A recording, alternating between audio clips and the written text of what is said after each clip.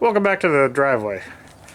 Here's a prime example of projects gone out of control. This has started out as a simple radio's not working, and it is absolutely snowballed. I tore the seats out of it, tore the carpet out of it. Got some moisture in the floors here. Not exactly sure where that's coming from. My problem was I had a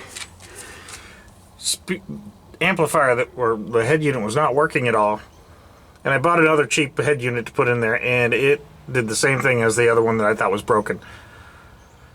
Did a little research and figured out that there was a wire shorted somewhere in the system, the speaker wire, and instead of trying to bird dog that out, it had some Shinsei wires in there from the factory. I just bought some good wire, and I'm going to go ahead and run independent wire, solder the connections, and put good terminals on everything, heat shrink all that down. I've got, I think this is a 900 watt Urban. This powers a 12-inch subwoofer, and then this is a 150 watt per channel blah punk that'll power the mids and highs. They've got a pretty good sized power wire coming in here. I'll go through some of the wiring stuff later on. Not to say there'll be much to learn about it, but I'll just show you the things I ended up buying. So I'm going to tidy up some of the indiscretions that are in here, and I'm going to put some sound attenuating mat on the floor in here. I think that might make it a little bit more of a quieter ride, and we'll just overall try to tidy the truck up a little bit. It's been a good truck. I enjoy having it. I plan on keeping it for a long time, so I might as well put a little bit of work into it. I don't think it'll be worthy of some time lapse, but I'll bring you back periodically as I make some progress through this. I keep going further and further down the rabbit hole. The interior has got some stuff. There's a padding of felt that goes underneath the vinyl flooring in here, the rubber flooring. And I knew when I bought the truck, I'd seen some fiberglass here. So the floor pan is rotted out on this side. The guy had fiberglassed it in. It was a kid, you know. I can't blame him for trying. And I think I can get a floor pan off of Amazon relatively cheaply.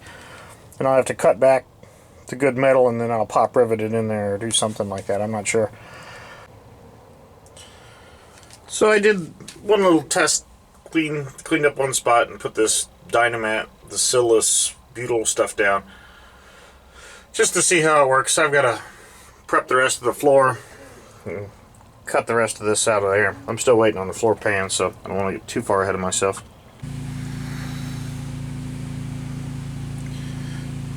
It's got fiberglass all over. I put some naval jelly down just to see if it works, but I realized I need to do much more work around here. I'm not good at bodywork. I've never done this stuff, and I'm always looking for shortcuts. It's a bad habit of mine.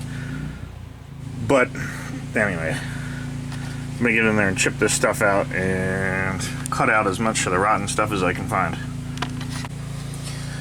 So I cut a little bit of it out. Still waiting on the parts.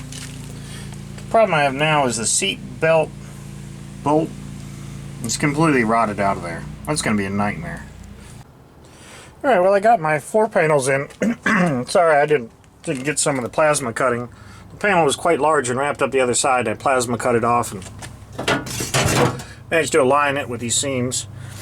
The problem that I have now is that the rocker panel, the rocker panel is largely intact.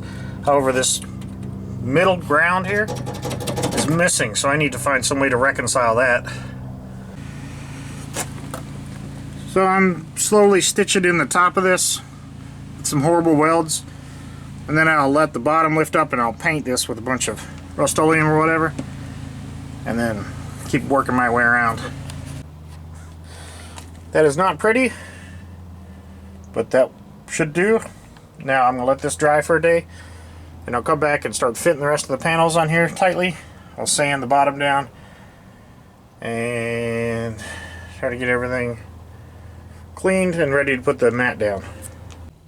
This is a seam sealer.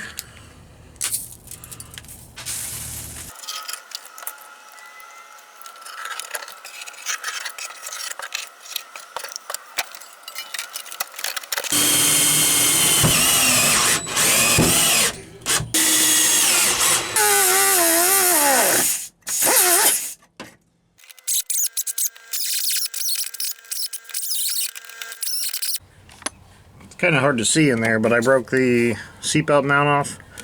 But I managed to get a drill in there, and it's easy out. It's starting to come out.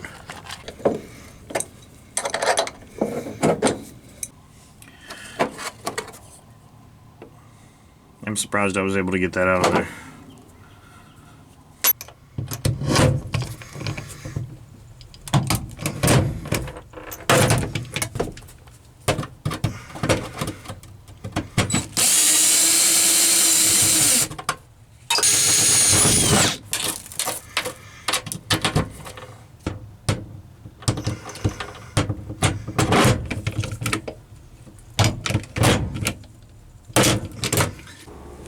The original floor mat, the one that came in the truck, has a bunch of holes in it, and the matting on the bottom, the sounded foam was pretty nasty, so this would just turn into a big funnel. So I went ahead and broke down and bought a new floor.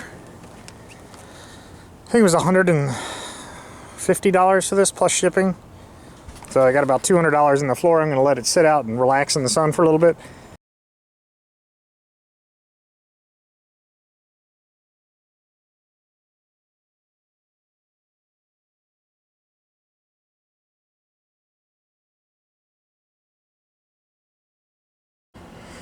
This floor is not easy to put in. I think the flooring they gave me may have been for an extended cab because it had extra material on it. So I had to cut that off and tuck it in the back.